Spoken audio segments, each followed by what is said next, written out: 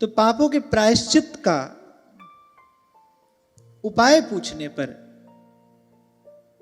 श्री सुखदेव जी महाराज ने कहा कि राजन, तपस्या, ब्रह्मचर्य, इंद्रिय निग्रह, मन की स्थिरता, दान, सत्य, तीर्थ, शम, दम,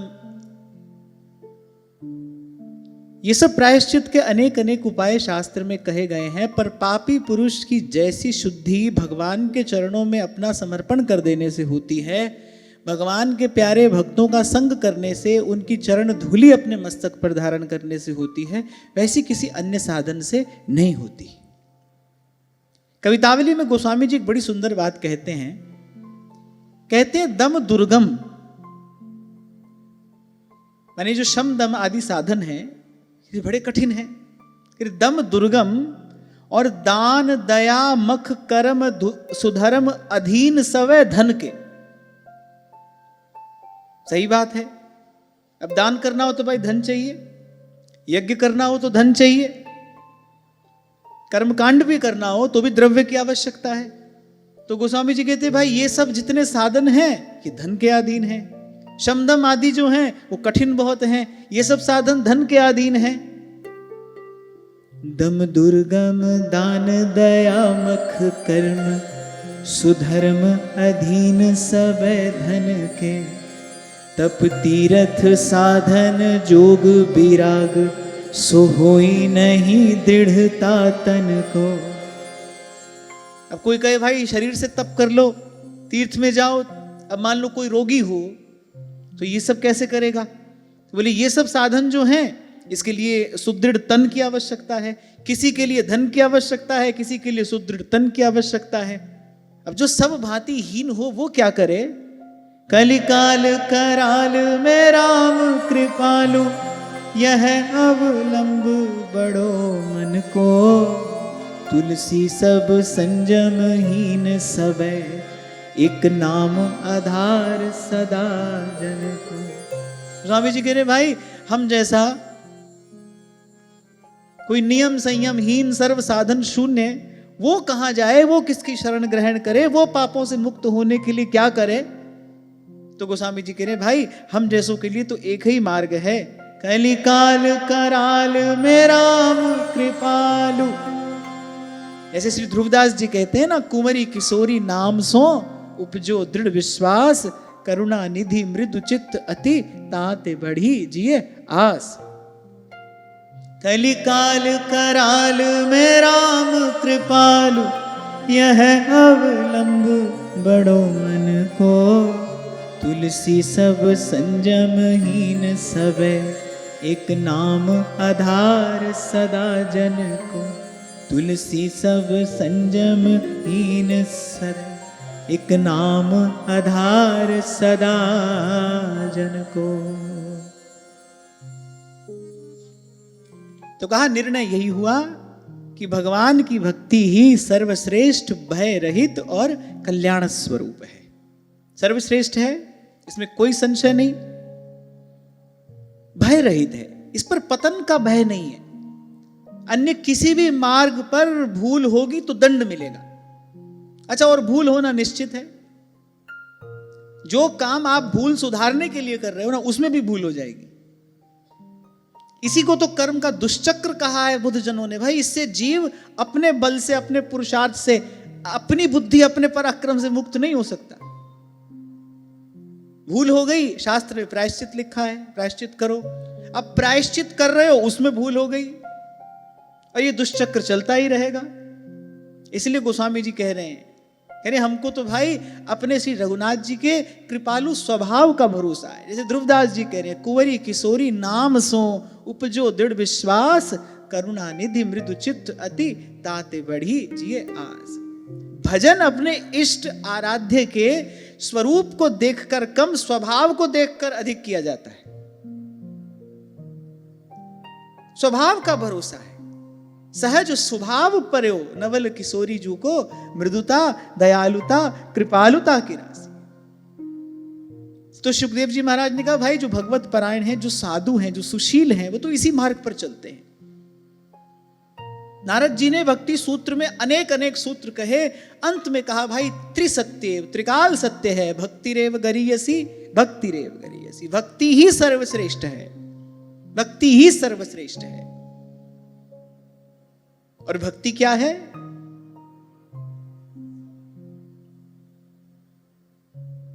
अभी 2 दिन पहले हमने भक्ति के सम्यक स्वरूप पर विचार किया था,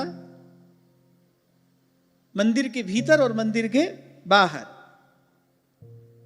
मंदिर के भीतर श्रवणम कीर्तनम विष्णु स्मरणम पाद सेवनम अर्चनम वंदनम दास्यम सख्यम आत्मनिवेदनम, और मंदिर के बाहर दयया सर्वभूतेषु संतुष्ट्या येन केन वा सर्वेन्द्रियोपशान्त्या च तुष्यत्याशु जनार्दनः। बड़ी सुंदर बात आगे कही, प्रायश्चित्तानि चीर्णानि नारायण पराङ्मुखं न निष्पुनन्ति राजेन्द्र सुरा कुंभम इवापगा। बोले जैसे एक घड़े में किसी ने शराब डाल दी,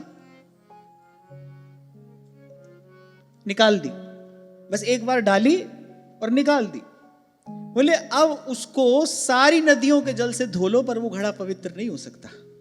कह रहे ऐसे ही भगवत विमुख जीव जो है ना, वो किसी भी काल में, किसी भी स्थिति में, किसी भी विधि से, किसी भी उपाय से शुद्ध नहीं हो सकता। जीव को शुद्ध करने वाला कौन है? जीव को शुद्ध करने वाला प्रेम है। क्योंकि एक प्रेम ही ऐसा है जिसमें कर्तापन नष्ट होता है। बाकी तो कुछ भी आप करो, बड़े बड़े यज्ञ याग, तीर्थ, जप, ध्यान, दान, स्नान, जितने भी सब साधन है, सब में करने वाले का जो कर्तापन है वो बना रहता है। और जब तक कर्तापन है, जब तक मैं है, तब हरि नहीं, और हरि है मैं नहीं। अपना सर्वस्व समर्पण, अपने आप को न्योछावर तो भाई प्रेम के नाते ही किया जाता है ना।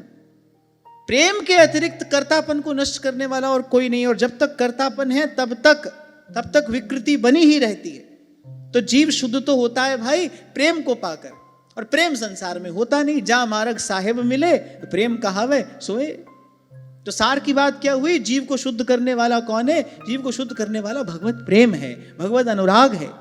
आपको याद हो कभी आपसे मैंने कहा था, एक प्रेमी की आंखों में जो अश्रु उभरता है ना, त्रिलोकी में उससे पवित्र और कोई वस्तु नहीं है। 1000 लाख बार किया हुआ तीर्थ का स्नान भी अंतःकरण को शुद्ध नहीं कर सकता, लेकिन भगवान की याद में बहाया एक आंसू मन को निर्मल कर देता है, शुद्ध कर देता है, जीव को कृपा का पात्र बना देता है। तो प्रेम ही परम है। इष्ट वस्तु क्या है? प्रेम है। इष्ट वस्तु क्या है? हित है। यही बात विचार कर मैंने आपको कुछ दिन पहले निवेदन किया था। महाप्रभु स्पष्ट करते हैं, भाई मैं तो उस हित तत्व की उपासना करता हूं। प्रिया और प्रियतम के मध्य वो जो हित है, मेरा आराध्य तत्व तो वो है। वही बात हमको भी सिखाई गई, हित की यहां उपासना, हित के हैं हम दास, हित विशेष राखत रहूं चितनित हित की आस। सब पन्ने पलट लो, अंत में बात यही हाथ आएगी। सद्रीचीनोऽयं लोके पंथाः क्षेमो कुतो भयः सुशीलाः साधवो यत्र नारायण परायणाः।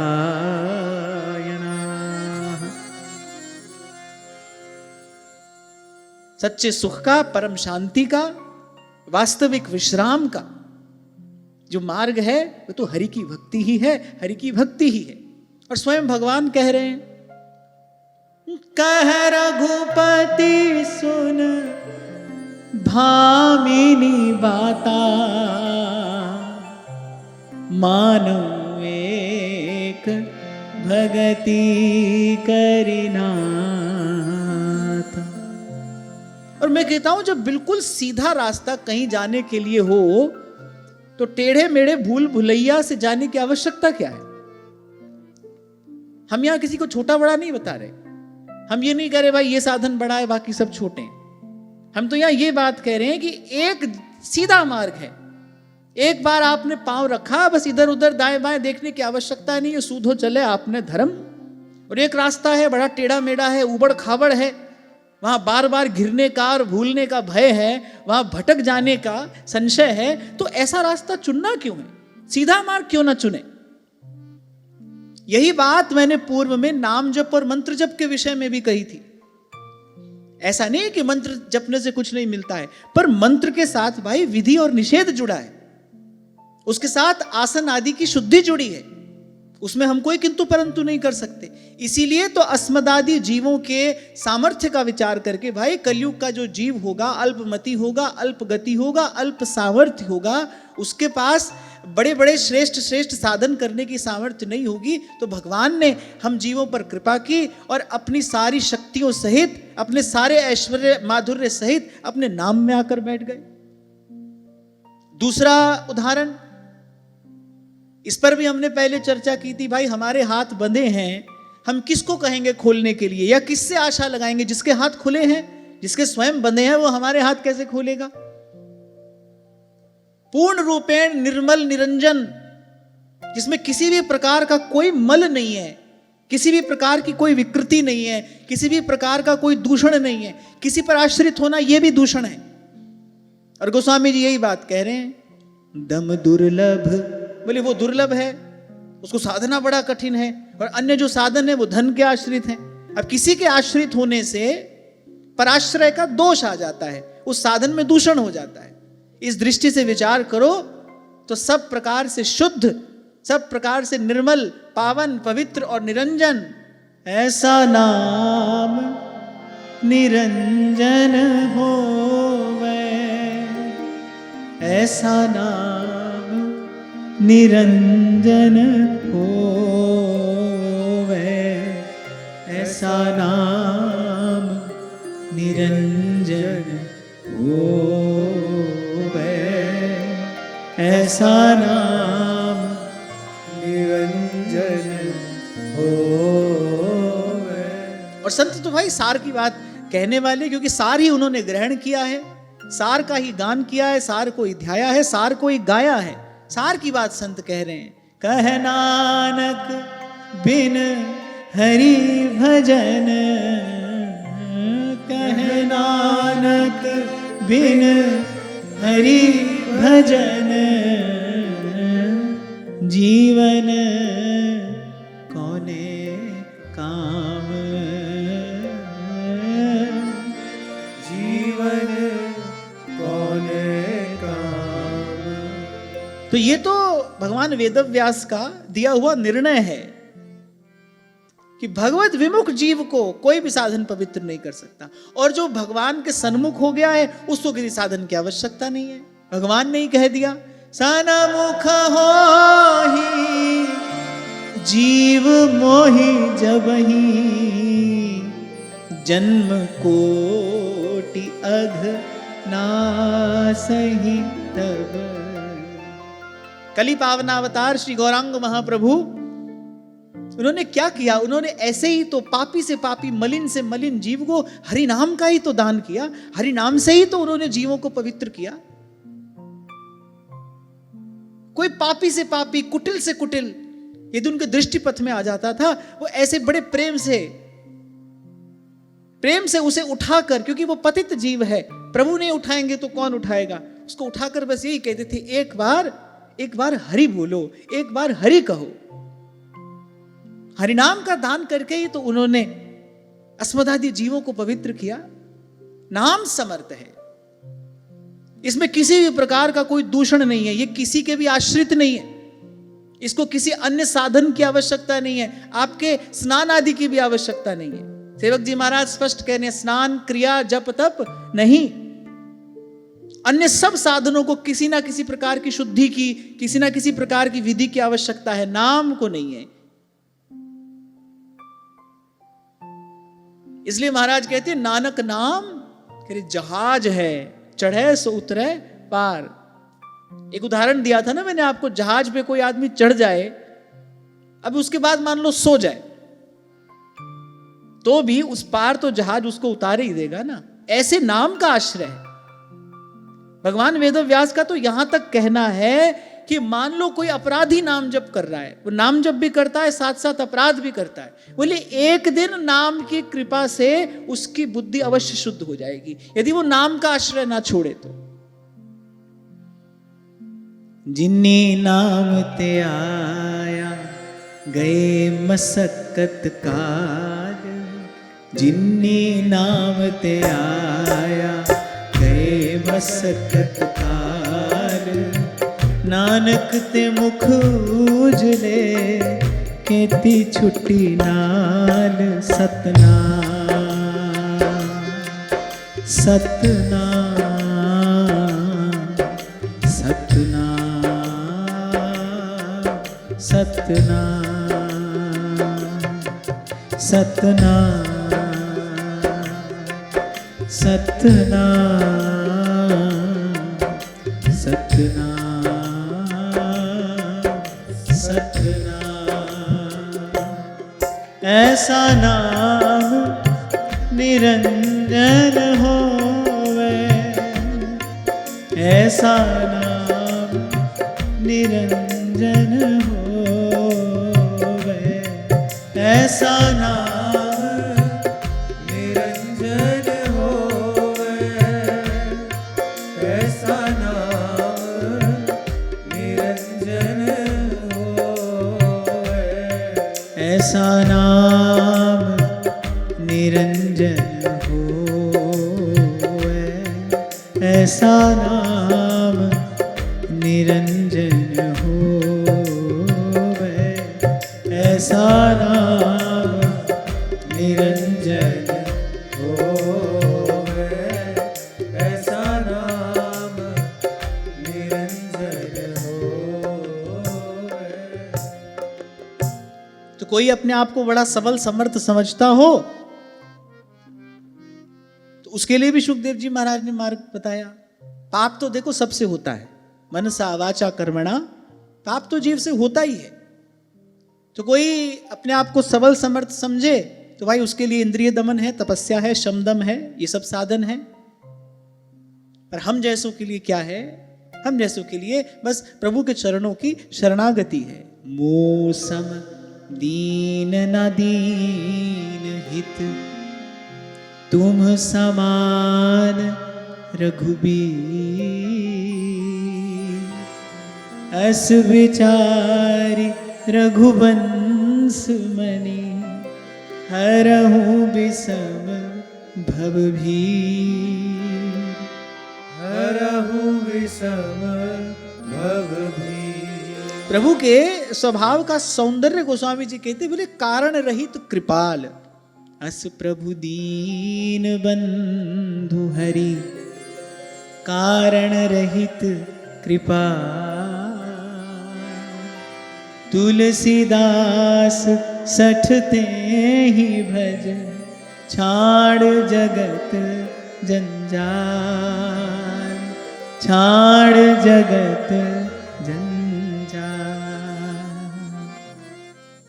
बड़ा सुंदर श्लोक है, मुझे बड़ा प्रिय है। आगे से सुखदेव जी महाराज कह रहे हैं, सकृन्मनः कृष्ण पदारविन्दयोर्,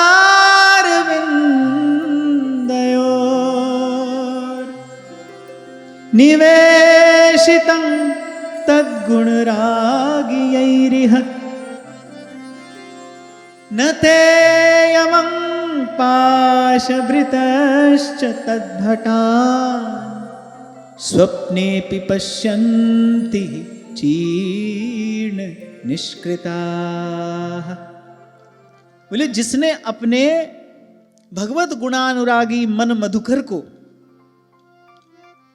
बोले एक बार भी भगवान कृष्ण के चरणारविंद मकरंद का पान करा दिया है, बोले उन्होंने सारे प्रायश्चित कर लिए। उसको किसी अन्य विधि की आवश्यकता नहीं है, उसको अन्य किसी साधन की आश्रय की आवश्यकता नहीं है, उसने सब कर लिया। जिनके हृदय श्री राम बसे, तिन और को नाम लियो ना लियो, जिनके राम बसे।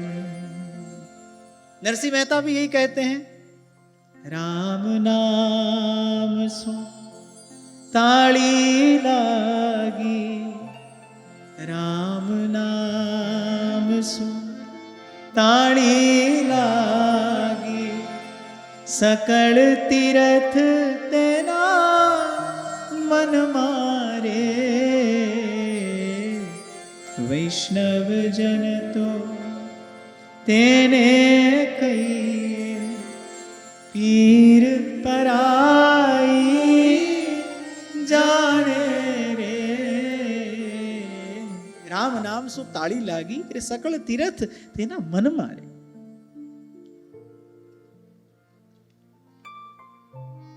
यही चर्चा हम कुछ दिन पहले कर रहे थे भाई। उस परम सत्य की अनुभूति, उस दिव्य प्रेम का अनुभव कभी हुआ तो अपने भीतर होगा, बाहर नहीं होगा। बाहर की दौड़ व्यर्थ है, केवल परिश्रम है, थक जाता है व्यक्ति, अंत में उसको वहीं आना है, अंत में आना वही है। पते की बात कहते हैं श्री कबीर जी, कह रहे मोह को कहां ढूंढे बंदे, मैं तो तेरे पास में। बाहर के पट दे के, कह रहे भीतर के पट खोल। सब संतों का अनुभव एक ही बात कह रहा है। तभी आपको छोटा सा उदाहरण दिया था, संसार के भी किसी विशेष सुख का संस्पर्श यदि होता है ना, नेत्र मुंद जाते हैं। ये सहज प्रतिक्रिया है शरीर की, शरीर प्रतिक्रिया देता है। ये आनंद के क्षण में नेत्र मुंद जाते हैं, चेतना सिमटती है। जब उस परम रस का अनुभव होता है तब ऐसे खुली आंख से थोड़ी होगा, तब वो दशा, वो स्थिति कुछ और होती है।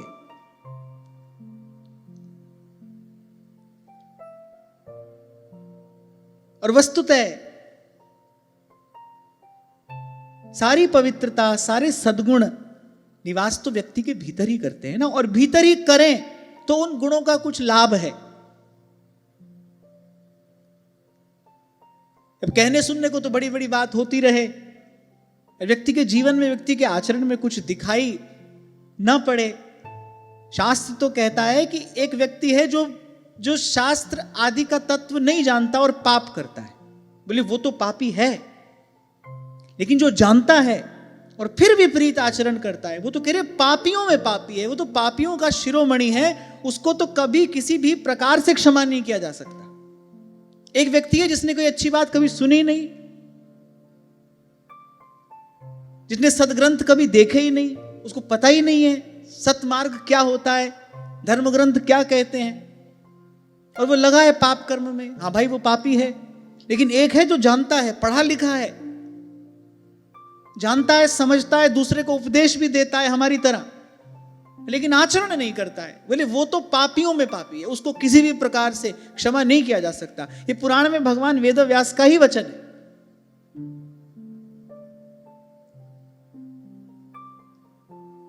तो सार की बात क्या है, जिनके हृदय श्री राम बसे, तिन और को नाम लियो न लियो।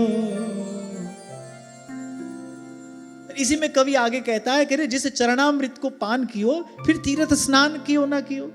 जिसने प्रभु के चरणामृत का पान कर लिया, एक चरणामृत है जो मंदिर में मिलता है, एक चरणामृत है जो प्रेम धारा भगवान के चरणों से सतत निश्रित होती है, उसको चख लेना, उसका रस प्राप्त कर लेना, उसका अनुभव प्राप्त कर लेना, यह भी चरणामृत पान है। एक चरणामृत तो मंदिर में मिलता है, आप हम सब रोज ले लेते हैं। फिर महाप्रभु कहते हैं एक चरणामृत श्री प्रियाजू के चरणों से सतत निरंतर प्रवाहित होता है। श्री राधे त्वत्पदाब्जात स्रवती निरवधि प्रेम पीयूष कोटि। उस प्रेम रस को चख लेना, मन को मधुकर बना के उस प्रेम मकरंद का पान कर लेना, वो भी चरणामृत पान है। और जिसने चरणामृत पान किया, जिन चरणामृत को पान कियो, तिन तीर्थ स्नान कियो ना कियो। जिन चरणामृत को पान कियो, तीन तीरथ स्नान कियो ना कियो। और श्रीमद् भागवत कहती है तीर्थी कुर्वन्ति तीर्थानि, पहले भी हमने चर्चा की थी। गंगा जी सबके पाप ले लेती हैं, फिर वो पाप राशि नष्ट कैसे होती है? कह रहे कोई एक अनुरागी भगवत प्रेमी महापुरुष जब अपना चरण गंगा जी में धरता है ना, उसके संस्पर्श से गंगा जी निर्मल हो जाती है। तीर्थी कुर्वन्ति तीर्थानि, तीर्थों का भी तीर्थ तो संत महापुरुषों के चरण हैं। तभी व्यास जी कहते हैं जो सुख होत संत घर आए, सो सुख होत नहीं सुपने हूं कोटिक तीर्थ नहाए। जो सुख होत संत घर आए, और संतों के पास ये सामर्थ्य कहां से आई? थोड़ा और विचार करें इसका। गंगा जी सबके पाप नष्ट करती हैं, गंगा जी में जो पाप राशि है उसको संत अपने संस्पर्श से नष्ट करता है। संत के पास ये सामर्थ्य कहां से आती है? क्योंकि तिनके ही में बसत हैं तीन लोक के नाथ, बड़े हरि के जना, बड़े हरि के जना। तिनके ही में बसत हैं तीन लोक के नाथ, बड़े हरि के जना, बड़े हरि के जना। तो मूल क्या है भाई? किसी के मन मंदिर में प्रभु विराजमान है, वहीं से ये धारा प्रवाहित हुई है। तो श्री सुखदेव जी महाराज कह रहे सकृन मनः कृष्ण पदारविंदयोर निवेशितम तद गुणराग यैरिह। इसने एक बार भी अपने मन को मधुकर बना के, भंवरा बना के, मधुव्रत बना के, भंवरे का एक नाम मधुव्रत भी होता है। मधुव्रत, मधु ग्रहण करने का ही जिसका व्रत है वो केवल पुष्प के मकरंद का ही पान करता है। एक तो मक्खी होती कहीं भी भिन्न भिना लेती है, कूड़े के ढेर पर भी बैठ जाएगी, मिष्ठान मिलेगा वहां भी बैठ जाएगी। और बुरा मत मानना, अभी तो ये ऐसा हमारा जो मन है ऐसे मक्खियों के जैसा ही है। यहां भी आ गए, बड़ा आनंद आ रहा है। अब कहीं ब्याह शादी में तुमको नाचते देख लो, वहां भी आनंद की कोई सीमा नहीं है। संसार की वार्ता कहीं होती हो, घंटों बीत जाएंगे आपको पता ही नहीं चलेगा।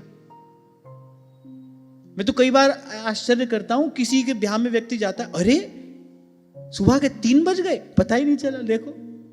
और सत्संग में आधी घंटा ज्यादा हो जाए, खूब पता चलता है। तो अभी तो भाई ऐसा ही है, मन मक्खियों के जैसा। सुनने में बुरा लगेगा पर बात तो सच्ची है। यहां बैठे तो यहां भी ठीक है, हाँ बड़ा आनंद आ रहा है। बड़ी अच्छी कथा थी, बड़ा सुंदर सत्संग था। पूछो क्या था ये नहीं पता, अच्छी कथा थी, सुंदर सत्संग था, बढ़िया एसी चल रहा था, पंखा चल रहे थे, थोड़ा थोड़ा गीत संगीत भी था, बढ़िया गा रहे थे महाराज जी। फिर इसके बाद समोसा हलवा भी मिला, बड़ा अच्छा सत्संग था। क्यों नहीं होगा? पूछो कहा क्या, ये कुछ नहीं पता, ये सब कुछ याद नहीं है। तो यहां भी आनंद आ रहा है, वहां निंदा चुगली कर रहे हैं, वहां संसार में बाजार में वहां भी खूब आनंद आ रहा है। तो ये तो मक्खी जैसा मन है। और कमल के मकरंद का पान मक्खी नहीं करती, वो तो भंवरा ही करता है। इसीलिए कहा सकृन मनः कृष्ण पदारविंदयो निवेशितं तद्गुणरागियैरिह। इसने मन मधुकर को श्री कृष्ण चरणारविंद मकरंद का एक बार भी पान करा दिया, बोले उसने सारे प्रायश्चित कर लिए। तो इसको इतना आसान भी मत समझना। उस चरण कमल के मकरंद का पान करने के लिए पहले मधुकर होना पड़ेगा, पहले मधुव्रत होना पड़ेगा। रसना कटऊं जो अन रटऊं, निरख अन फुटऊं नैन, श्रवण फुटऊं जो अन सुनऊं, बिन राधा जस बैन।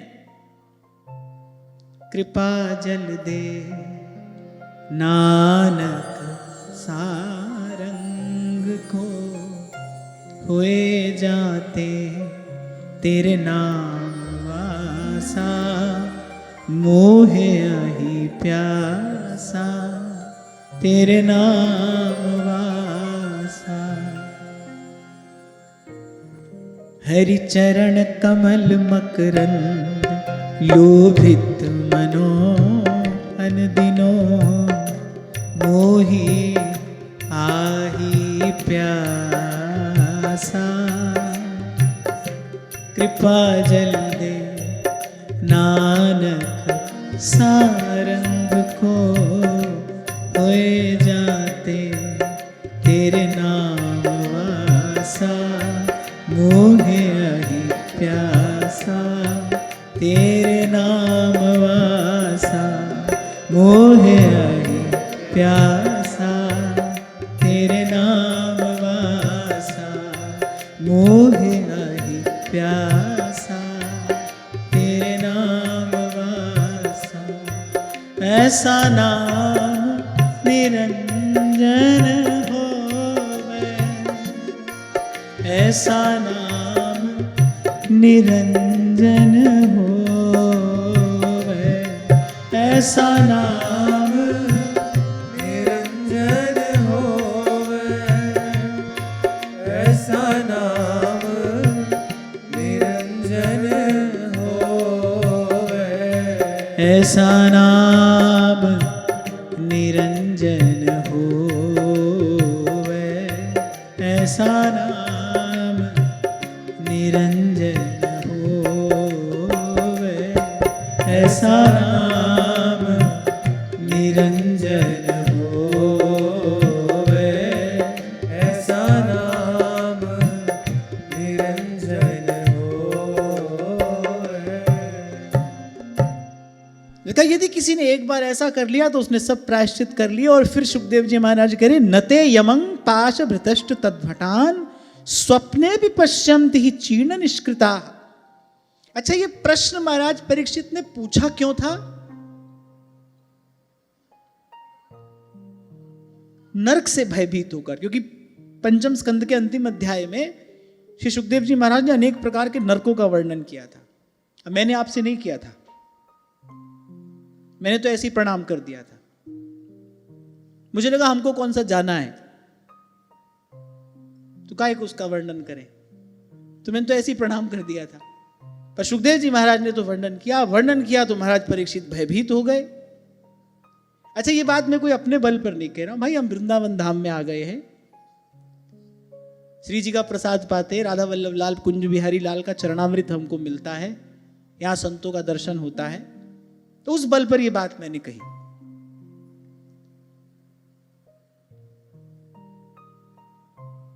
तो महाराज परीक्षित भयभीत हो गए। उन्होंने पूछा, भाई अगर ऐसी ऐसी यातना जीव को भुगतनी पड़ती है तो फिर तो बुद्धिमानी यही है कि समय रहते पापों का प्रायश्चित कर लिया जाए। तब उन पापों के प्रायश्चित का उपाय सुखदेव जी महाराज से पूछा महाराज परीक्षित ने।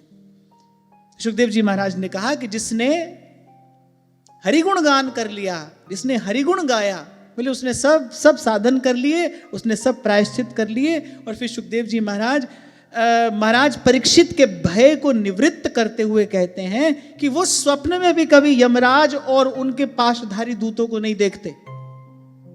अच्छा, यमदूत को देख लेना यही बहुत बड़ी यातना है। वो आगे जो करें सो तो करें, अब जिनके साथ करते होंगे वो जाने, पर यमदूत को देख लिया यही बहुत बड़ी यातना है। यातना माने टॉर्चर, देख लेना ही बहुत बड़ा टॉर्चर है। सपने में भी दिख जाए यमदूत तो बाप रे बाप। पीपा जी महाराज ने देख लिए थे ना स्वप्न में ही, तो यमदूत देखे, वो बेचारे पसीने से लथपथ हांफते हांफते अपनी शैया पर जगे। किसी भी प्रकार से वो मन का भय दूर ही नहीं हो रहा था, बड़ा चित्त व्याकुल हो गया। यहां जाए वहां जाए, कहीं चैन ना मिले, कहीं शांति ना मिले। तो दौड़कर स्नान आदि करके दौड़कर जगत जननी की शरण में गए, उन्हीं के आराधक थे। तो भगवती ने उनसे कहा, बोले मेरे भक्त को और तो किसी प्रकार का भय भयभीत नहीं कर सकता। जिस भय से तुम भयभीत हो रहे हो वो यम के दूतों का भय है। हाँ, मैं अपनी सामर्थ्य से यम के भय से जीव को मुक्त नहीं कर सकती, मृत्यु के भय से मुक्त नहीं कर सकती। तब महाराज पीपा को चोट लगी, तब उन्होंने विचार किया। विचारवान तो वो थे ही। बोले अगर इस भय से ही आप मुक्त नहीं कर सकती तो फिर तो कृपा करो और हमको कोई मार्ग बताओ इस भय से निवृत्ति का, मुक्ति का। तब उन्होंने कहा कि यदि इस भय से मुक्त होना चाहते हो तो किसी वैष्णव आचार्य की शरण ग्रहण करो, उनसे हरि भक्ति की शिक्षा दीक्षा प्राप्त करो, क्योंकि तापत्रय विनाशाय श्री कृष्णाय वयम नुमः। इससे तो केवल भगवान और भगवान के भक्त बचा सकते हैं। कृष्णाय वासुदेवाय हरये परमात्मने प्रणतक्लेशनाशाय गोविंदाय नमो नमः। अच्छा, नर्क का रास्ता तो यमलोक से होकर ही जाता है। सुखदेव जी महाराज ऐसा कह रहे हैं। बोले वो वहां ही नहीं जाते तो फिर आगे नर्क की तो बात ही क्या करें, उसकी तो बातें ही नहीं करनी चाहिए। बोले हरि भक्तों को उसकी चर्चा क्यों करनी है? जो भगवान के आश्रित हो गए हैं, जो भगवान के गुणगान में लगे हैं, और उनको उसकी चर्चा भी क्यों करनी है? अरे वो तो यम और यम के दूतों को ही नहीं देखते। अब मैंने कहा ना, नर्क का रास्ता वो तो यमलोक से होकर जाता है। नर्क जाते हुए रास्ते में यमलोक पड़ता है। अब कोई गए, आपको कैसे पता है? हमने तो यहां पर पढ़ा है भाई, ऐसे तो हमको नहीं पता है। यहां लिखा है, वहीं से होकर जाना पड़ता है। अच्छा, वहां पहुंचने वाले प्राय करके आगे नरकई में ही जाते हैं। 2-4% होते होंगे जो स्वर्ग जाते होंगे, वो भी स्वर्ग का भोग भोग कर फिर नरक में ही आते हैं। इसलिए यहां श्री सुखदेव जी महाराज ने कहा ऐसा उपाय कर लो कि कभी यम और यम के दूतों का मुख भी ना देखना पड़े, कभी उनका दर्शन भी ना करना पड़े। और इसकी एक ही विधि है, एक ही युक्ति है इस भय से त्राण पाने का। तो भाई एक ही उपाय है, राम सिमर राम सिमर। और समय रहते ये साधन कर लो, नहीं तो संत चेताते हैं, धर्म राय जब लेखा मांगे, क्या मुख लेकर जाएगा रे मन, राम सिमर पछताएगा रे मन, राम सिमर पछताएगा। इसलिए समय रहते ये साधन कर लो।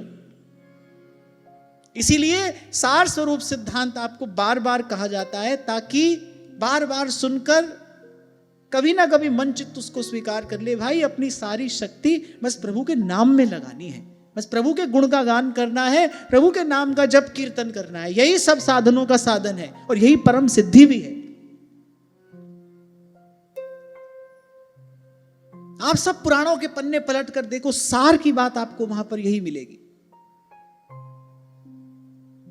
गरुड़ पुराण का वाक्य है, नारद जी कह रहे हैं, बोले मुक्ति इच्छसि राजेंद्र। बोले तो भी इतने साधनों में लगने की आवश्यकता क्या है? अरे मुक्त ही तो होना चाहते। बोले कुरु गोविंद कीर्तनम, कृष्ण गोविंद गोविंद गोपाल नंदलाल, कृष्ण गोविंद गोविंद हे गोपाल नंदलाल, कृष्ण गोविंद गोविंद गोपाल नंदलाल, कृष्ण गोविंद गोविंद हे गोपाल नंदलाल। यहाँ पर मैं साथ साथ ही कहता चलूंगा, मन को मधुकर बनाना, मन मक्खी ना बना रह जाए, यहां भी और वहां भी, थोड़ा रस यहां लिया थोड़ा रस वहां लिया। प्रभु के चरण कमल का मकरंद यदि पान करना है तो फिर मन भंवरा बने। मधुव्रत, मधु का ही व्रत हो। सरल शब्दों में यदि इस बात को कहा जाए तो आशा एक, राम जी से दूजी आशा छोड़ दे। मैं अपना मन हरि सो जोरो, हरि सो जोर, सबन सो तोर्यो, मन क्रम वचन तुम्हारी आशा,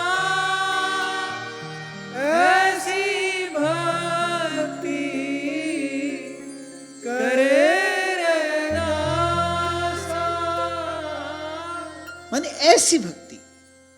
रैदास जी महाराज अपनी वाणी में बार बार कहते हैं कि ऐसी भक्ति करे रैदास, ऐसी भक्ति माने उत्तमा भक्ति, मन क्रम वचन तुम्हारी आशा। ये शब्द बताते हैं कि मन भंवरा हो गया है, अब केवल प्रभु के चरण कमलों से, प्रभु के नाम से, प्रभु के रूप से, प्रभु की लीला से ही सुख प्राप्ति की आशा है। नारद जी कहते बोले मुक्ति मिच्छसि राजेंद्र कुरु गोविंद कीर्तनम अवशेनापि यन्नाम्नि कीर्तिते सर्वपातकैः पुमान् विमुच्यते सद्यः सिंहत्रस्तैर्मृगैरिव। बोले एक बार हरि नाम के उच्चारण से बोले सारे पाप ऐसे भाग जाते हैं जैसे एक बार सिंह दहाड़ता है और मृग आदि सारे पशु यहां वहां दौड़कर छिप जाते हैं ना, ऐसे। अरे यहां तक कहा गया है कि सारी सृष्टि के पापी मिल जाएं और एक साथ मिलकर पाप करें ना, तो भी इतना पाप नहीं कर सकते जो एक बार भगवान नाम के उच्चारण से दूर ना हो जाए। लेकिन इस बात का अनुभव किसको होगा? जिसका मन मधुकर है, जिसकी भक्ति सच्ची है,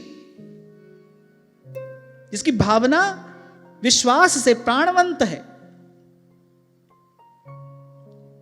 राम का नाम कबीर भी जपते हैं, राम का नाम ही कमाल भी जपते हैं।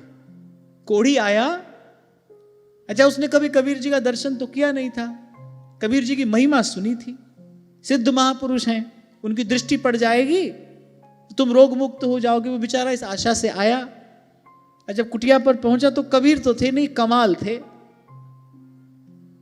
अब उन्होंने जब दीन दुखी को देखा तो हृदय में दया का उद्रेक हुआ, गंगा जल हाथ में लेकर राम राम राम कहकर उसको छींटा मार दिया, कोढ़ी का कोढ़ दूर हो गया। अब कबीर जी की जय हो, कबीर जी की जय हो, धन्य है कबीर, धन्य है कबीर कहता कहता वो जा रहा है, रास्ते में मिल गए कबीर जी। तो कबीर जी ने पूछा कि भाई क्या मिल गया, क्यों ऐसी महिमा गा रहे हो उसकी? तो उसने सब बात बताई। अच्छा कबीर जी थोड़े उदास हो गए, घर पहुंचे तो कमाल से कहा, बोले नाम तो लिया पर नाम की महिमा नहीं जानी। नाम तो तुमने लिया, कोढ़ी का कोढ़ तो दूर हो गया, बोले पर नाम की महिमा नहीं जानी। बड़े आश्चर्य में पड़ गए, अरे हमने तो इतना बड़ा कार्य कर दिया आपकी कृपा से, आपने जो राम नाम की महिमा हमको बताई, उसी ज्ञान के बल पर हमने इतना बड़ा कार्य कर दिया, उसी प्रतीति से कार्य हमने सिद्ध किया, और आप ऐसी बात कह रहे हैं। कबीर जी बोले 3 बार राम कहने की आवश्यकता क्या थी? 3 बार राम क्यों कहा? अरे ऐसा साधारण सा कार्य तो नामाभास से हो जाता, अभी नाम लेने की आवश्यकता नहीं थी। बोले तुम केवल सोचते कि मैं नाम लूं, इतने से कार्य हो जाता। अरे नाम ले तो भव सिंधु सुखाही, गोस्वामी जी कहते हैं। कि नाम कैसा है? कि नाम लेत, जैसे नाम लिया बस भव सिंधु सूख गया। भवाम्बुधिर वत्स पदम परम पदम पदम पदम यद विपदाम न तेषाम, श्रीमद् भागवत कहती है कि भव सागर तो गोवत्स के खुर के समान हो जाता है। भवाम्बुधिर वत्स पदम परम पदम पदम पदम यद विपदाम न तेषाम, नाम लेत भव सिंधु सुखाही। कबीर जी ने कहा अरे तुमने नाम तो लिया पर नाम की महिमा नहीं जानी, नाम की शक्ति का तुमको अभी परिचय प्राप्त हुआ नहीं, इस नाम की प्रतीति नहीं हुई तुमको। 3 बार नाम कहने की आवश्यकता क्या थी? ऐसा कार्य तो केवल नामाभास से हो जाता।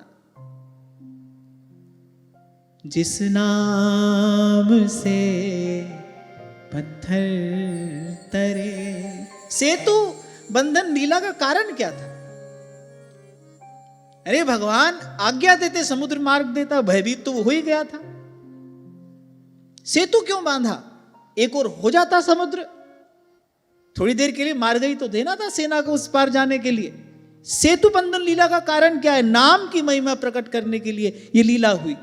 जिस नाम से पत्थर तरे, प्रभु बताना चाहते हैं कि कोई जड़मती भी हो, पाषाण के जैसा जड़, सर्वथा भाव शून्य, बोले नाम उसको भी कृतार्थ करने में सक्षम है, समर्थ है। ऐसा नाम निरंजन होवे, ऐसा नाम निरंजन होवे,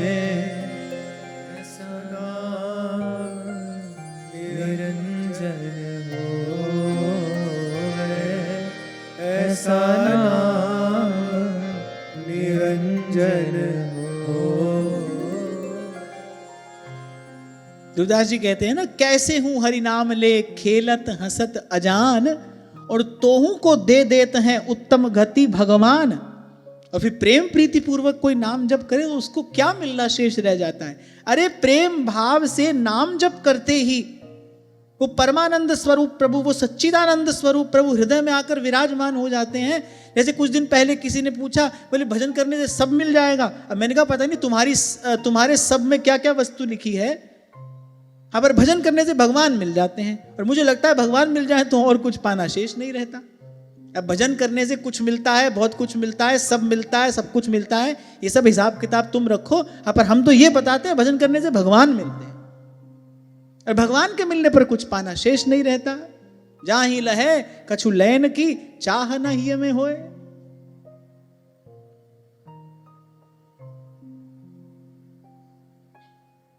तो नाम लेत भव सिंधु सुखाही, ये नाम की महिमा है।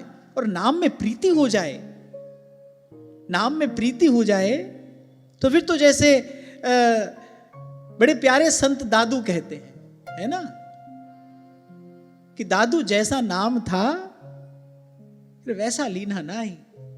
देह हवाले हो रही, फिर जाने का समय आ गया। चौंप रही मन माही, मन की चाह मन में रह गई। अभी भी कोई इच्छा बच गई? क्या चाह है, क्या इच्छा है? पूछने वाला पूछता है। दादू जैसा नाम था वैसा लीना नाही, वैसा लीना ना। इसको नाम में प्रीति हो गई ना। अरे वो तो आंख बंद करे तो भी नाम ही सामने है, और आंख खोले तो भी जित देखो तित श्याममयी है। बस करे तो क्या करे कि सावधान सिमरन करे, तार टूट नहीं जाए, बस इतना करे, सावधान सुमिरन करे।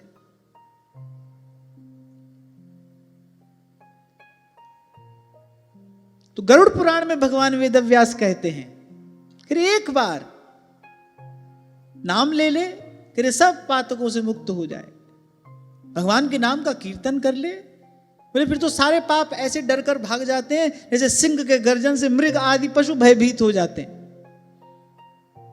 सकृदुच्चारितं येन हरिरेत्यक्षरद्वयं बद्ध परिकरस्तेन मोक्षाय गमनं प्रति। एक बार इसने प्रेम से कह लिया हरि हरि, फिर वो उसी क्षण मुक्त हो जाता है। लेकिन इन सब बातों की प्रतीति के लिए क्या चाहिए? श्रद्धा चाहिए।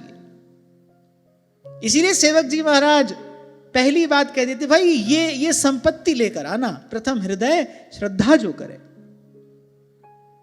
और श्रद्धा कहां से प्राप्त होगी? प्रथम भगति संतन करि संगा, दूजी रति बब कथा प्रसंगा। स्वयं श्रीमद् भागवत का वाक्य है, आपन्न संस्कृतिं घोरा यन्नाम विवशो गृणन्, ततः सद्यो विमुच्येत यद्बिभेति स्वयं भयम्। अरे भाव से क्या? अरे आपन्न संस्कृतिं घोरा, विपत्ति में भय से आर्त होकर, अरे भूले भटके कैसे भी, गिरते फिसलते कैसे भी, अरे कोई हरि का नाम ले ले, अरे उसके कल्याण में क्या संशय है? अरे ये भगवान का नाम है, उन भगवान का जिनसे भय भी भयभीत रहता है, जिनके भय से भय स्वयं भयभीत रहता है, ये उन भगवान का नाम है। इसलिए बार बार आपको कहा जाता है, सब ओर से हटाओ अपना मन, समेटो अपनी वृत्ति, और प्रथम नाम हरिवंश हित रट रसना दिन रैन। मैं बड़े विश्वास पूर्वक ये बात यहां पर कह रहा हूं कि जिसने ध्रुवदास जी की कही ये एक बात मान ली, उसकी सारी बात बन जाएगी। उसके जीवन में ना कोई प्रश्न बचेगा और ना कोई संशय, ना कोई जिज्ञासा रह जाएगी, ना कुछ जानना शेष रह जाएगा। बस प्रथम नाम हरिवंश हित, रट रसना दिन रैन।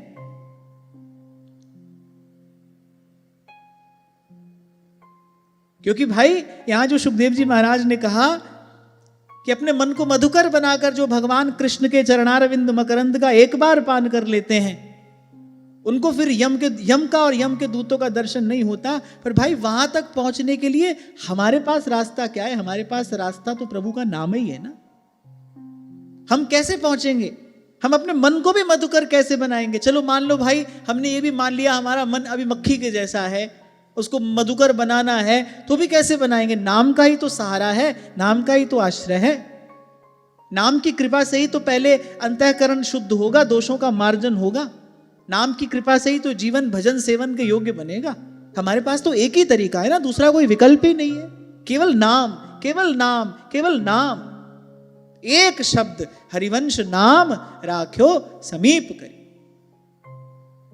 अब नाम की महिमा, हरि भक्ति की महिमा प्रतिष्ठित करने के लिए, महाराज परीक्षित के हृदय में स्थापित करने के लिए श्री सुखदेव जी महाराज अब महाराज परीक्षित को एक कथा सुनाते हैं, अजामिल की कथा। सुखदेव जी महाराज कहना आरंभ करते हैं, सुनो राजन।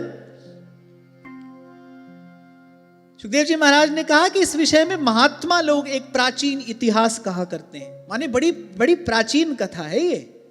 सुखदेव जी महाराज भी जिसको प्राचीन इतिहास कह रहे हैं, कितनी प्राचीन कथा होगी। तो सुखदेव जी महाराज ने कहा कि राजन, इस विषय में बड़ी महात्मा लोग एक प्राचीन इतिहास कहा करते हैं। उस प्रसंग में क्या है? बोले यमदूतों का और भगवान के पार्षदों का संवाद है। यम के दूत और भगवान के पार्षद, इन दोनों की आपसी कुछ चर्चा है उस प्रसंग में। बोले तुम ध्यान से सुनो। बोले कन्नौज में एक ब्राह्मण रहता था, नाम था अजामिल। वाले भाई कुसंग से जीवन दूषित हो गया। था तो बड़ा संस्कारी ब्राह्मण, श्रेष्ठ कुल में उसका जन्म भी हुआ, पर कुसंग के कारण क्या हुआ? बोले सदाचार नष्ट हो गया। और आपको मैंने निवेदन किया था, धर्म को धारण करने के लिए सदाचार का बल चाहिए। आप किसी भी कुल में जन्मे हो, सदाचार है तो भागवत धर्म को धारण किया जा सकता है, और अगर सदाचार नहीं है तो फिर साधारण धर्म भी धारण नहीं किया जा सकता। भागवत धर्म तो गरिष्ठतम वस्तु है, वो तो गुरुतम वस्तु है। साधारण धर्म भी धारण नहीं किया जा सकता यदि जीवन में सदाचार नहीं है तो। आज के मनुष्य को तो भाई स्नान करना भी बहुत भारी लगता है।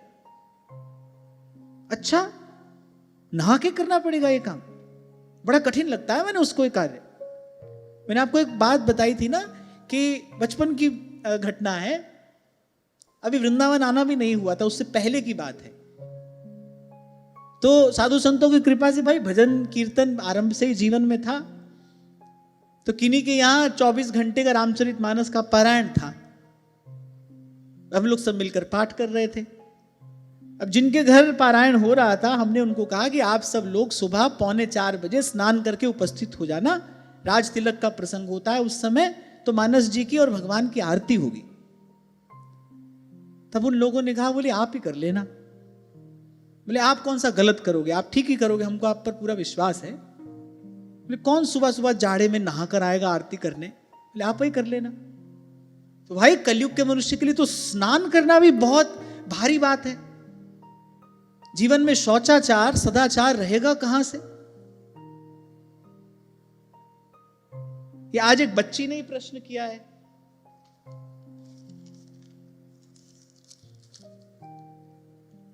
कि स्टूडेंट हूं, कई बार प्रयास करने पर भी अपने प्रयास से समय पर उठ नहीं पा रही, दिन का हर कार्य देरी से होता है, और जो मेरे कर्तव्य हैं, जो मेरी ड्यूटीज हैं, वो भी टाइम के अकॉर्डिंग अलाइन नहीं होती, जिससे सेवा, अन्य दिनचर्या और मन सब बिगड़ रहा है। आप मेरा मार्गदर्शन करिए, क्या करूं? कुछ ऐसा विचार प्रदान करिए जिसका बल लेकर ब्रह्म मुहूर्त में उठना, सात्विक जीवन सेवा का भाव मेरे लिए संभव हो सके। वैसे इस बात पर हमने बहुत बार चर्चा की है। मैंने कहा था आपसे सात्विक जीवन चाहिए, तो सात्विक आहार, सात्विक विचार, सात्विक व्यवहार, और उसमें भी सबसे पहले आहार की शुद्धि, क्योंकि आपकी चेतना पर जो सबसे गंभीर प्रभाव पड़ता है वो आहार का पड़ता है। और अपने साधक जीवन में इसको मैंने अब बहुत निकट से अनुभव कर लिया है, बहुत निकट से। हमारे यहां एक बड़े उच्च कोटि के रसिक महानुभाव हुए श्री अनन्य अली जी, उनकी बड़ी सुंदर वाणी भी प्राप्त है, अनन्य अली जी। उन्होंने एक छोटा सा ग्रंथ लिखा है, स्वप्न प्रसंग। कहीं से आपको उपलब्ध हो सके तो आप लेकर उसको पढ़ना। उसमें उन्होंने इसी बात पर प्रकाश डाला है। इतने भजन भाव में रमे हुए वो रसिक महानुभाव थे, लीला दर्शन उनको प्रत्यक्ष था, मानसी भावना में उनकी स्थिति बड़ी सुंदर थी, लेकिन कभी कहीं भूल से, प्रमाद से या कहीं किसी स्थिति के वश होकर कुछ अनुचित पा लिया तो उसका कैसा दुष्प्रभाव भजन भावना पर पड़ता है, इस सब का वर्णन उन्होंने अपने उस छोटे से ग्रंथ में किया है। स्वप्न प्रसंग उसका नाम है। हम प्रयास करेंगे कि वो ग्रंथ आप सबको हम उपलब्ध करा सकें। आप पढ़ेंगे कि जिनका मन भजन भावना में रम चुका है, जो वहां पहुंच चुके हैं, वो भी अगर कहीं ऐसी भूल उनसे हो जाए, आहार अगर बिगड़ जाए, बोले तत्काल उसका परिणाम सामने आता है। हाँ भाई देखो, जो दिन रात ऐसे ही खाने पीने में जिसको कोई विचार नहीं है, उस पर कोई प्रभाव नहीं पड़ेगा, लेकिन जो साधक है, जो भजन कर रहा है, उसकी भजन भावना में तो तुरंत विक्षेप हो जाएगा। तो आपने कहा कि ये सब नहीं हो पा रहा है, चाहते हुए भी नहीं हो पा रहा है। आपको किसी ना किसी प्रकार से पहले तो इस विचार पर विचार करना पड़ेगा कि भाई मुझे अपने जीवन को सात्विक बनाना है। शुभ कर्म, सत्कर्म, शुभ विचार, पवित्र आचरण, यही बात यहां पर कही जा रही है कि अगर जीवन में सदाचार नहीं रहा तो कह सुन तो सब बात लोगे, कर नहीं पाओगे। और अगर बहुत आचरण बिगड़ा तो फिर सीधी सच्ची बात समझ भी नहीं आएगी। थोड़ा आचरण बिगड़ा, समझ तो आएगी, समझ तो आ जाएगा, हाँ भाई ब्रह्म मुहूर्त में उठना चाहिए, पर उठ नहीं पाओगे। समझ तो आ गई कि भाई उस समय उठना चाहिए, गुरुजन ये बात ठीक कह रहे हैं, पर उठ नहीं पाओगे। और बहुत आचार विचार बिगड़ गया, फिर तो ये बात समझ भी नहीं आएगी, फिर आपको लगेगा क्या व्यर्थ की बात है, इसमें क्या रखा है। ऐसे लोग भी तो है ना, वो कह अरे इसे इन सब बातों में क्या रखा है। We believe in good karma, बस we believe in good karma.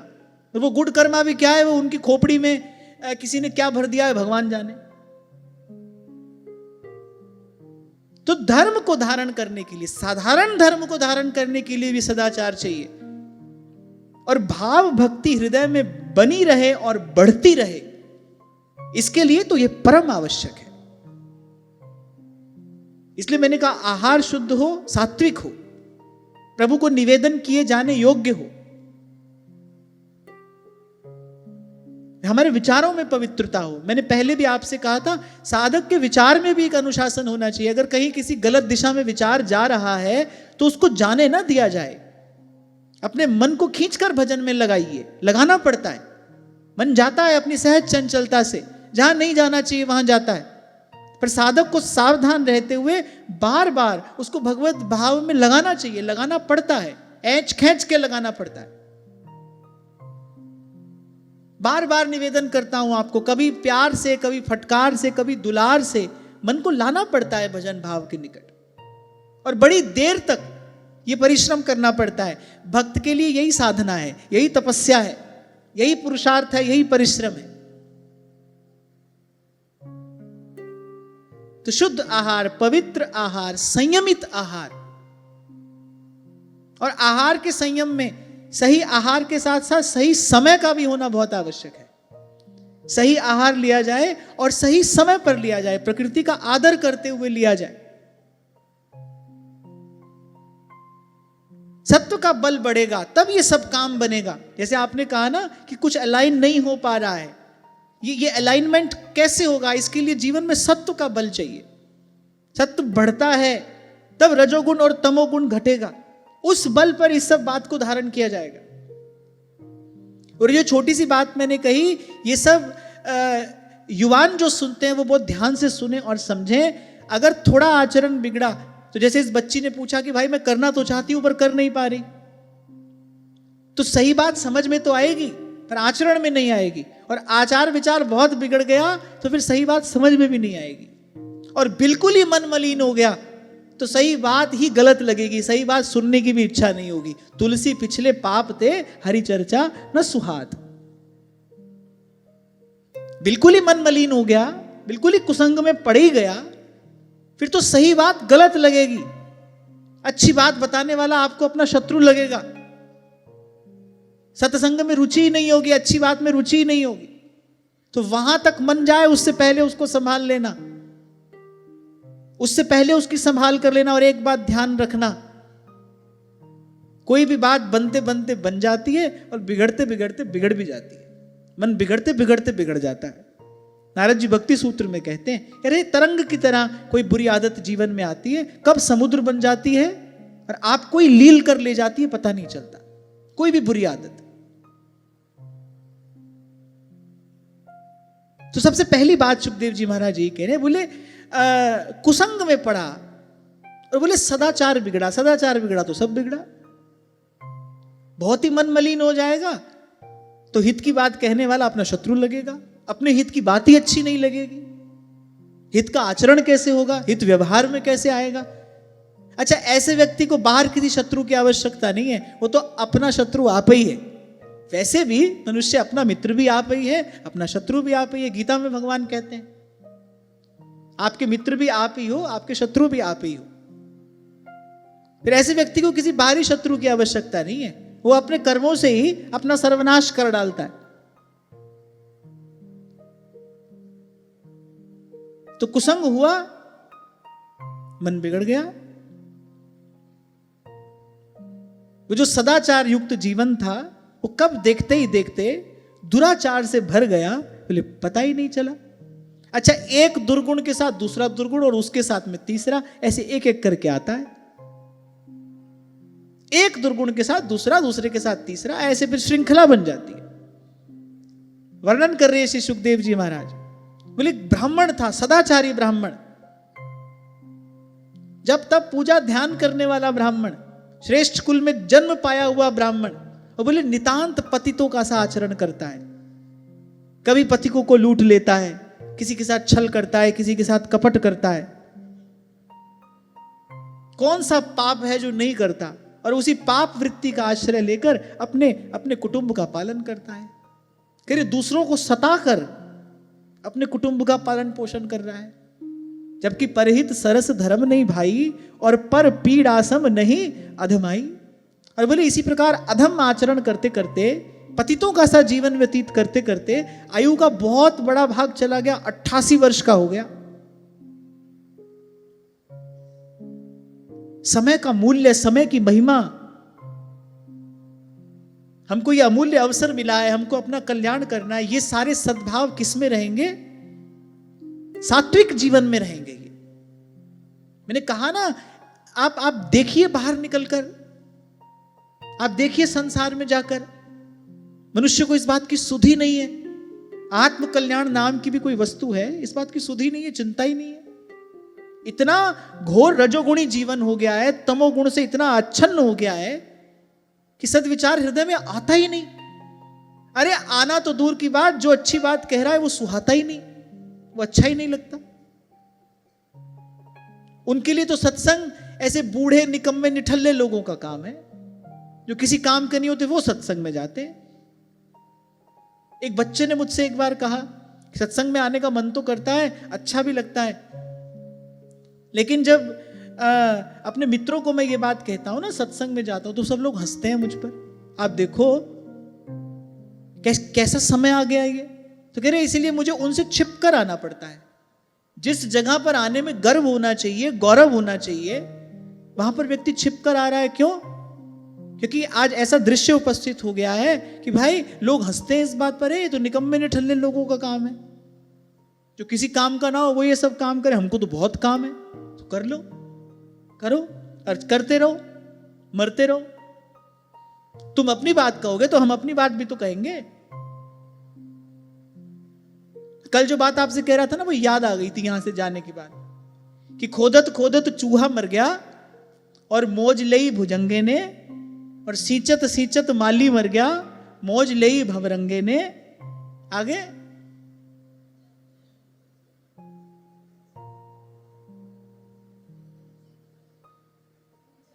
और मैंने कल एक और बात आपको निवेदन की थी कि मनुष्य की विशेषता क्या है। मनुष्य की विशेषता यही तो है कि वो धर्म धारण कर सकता है, वो धर्म पालन कर सकता है, उसको भगवान ने बुद्धि विवेक दिया है, वो सद्धर्म का विचार कर सकता है, उसका पालन कर सकता है, उसको धारण कर सकता है, अपना कल्याण कर सकता है। यही तो मनुष्य की विशेषता है। यही तो एक ऐसी विशेषता है जो उसको अन्य सब योनियों से, अन्य सब जातियों से अलग करती है, विशेष बनाती है। अगर यही नहीं है तो फिर विशेषता क्या है? अगर ये भी नहीं है तो फिर विशेषता क्या है? मनुष्य की विशेषता यही है कि वो सद्धर्म का विचार कर सकता है, क्या करना है क्या नहीं करना, क्या उचित है क्या अनुचित है, किसमें मेरा हित है किसमें मेरा हित है, इसका विचार वो कर सकता है। अगर ये भी नहीं कर रहे फिर काहे के मनुष्य? फिर तो देखने में मनुष्य है पर होने में नहीं है। तो बोले दिन रात पाप करता है और पाप करते करते बोले जीवन की इतनी लंबी अवधि बीत गई, जीवन के 88 वर्ष चले गए और होता क्या है, पाप करते करते बुद्धि जड़ होती चली जाती है। बुद्धि में एक प्रकार की जड़ता आती है। ये जो बात मैं आपको निवेदन कर रहा था वो ये कर रहा था कि पाप करते करते बुद्धि में एक प्रकार की जड़ता आती है। ये सब विचार करने की सामर्थ्य ही बुद्धि के पास नहीं रहती। समय का मूल्य, समय की महिमा इतना अमूल्य ये मानव जीवन है, सुर दुर्लभ ये प्राप्ति हमको हुई है, भगवान ने कृपा करके अवसर दिया है, ये सब विचार ही वो बुद्धि नहीं कर पाती जो पाप करने से जड़ हो गई। जिसका आचरण दूषित हुआ वो पाप में प्रवृत्त होगा। पाप में प्रवृत्ति का परिणाम क्या होगा? बुद्धि जड़ हो जाएगी। पहली बात, ये सब सुनना ही अच्छा नहीं लगेगा, सुन भी लोगे तो समझ नहीं पाओगे, समझ लोगे तो कर नहीं पाओगे। इसलिए आचरण पवित्र हो।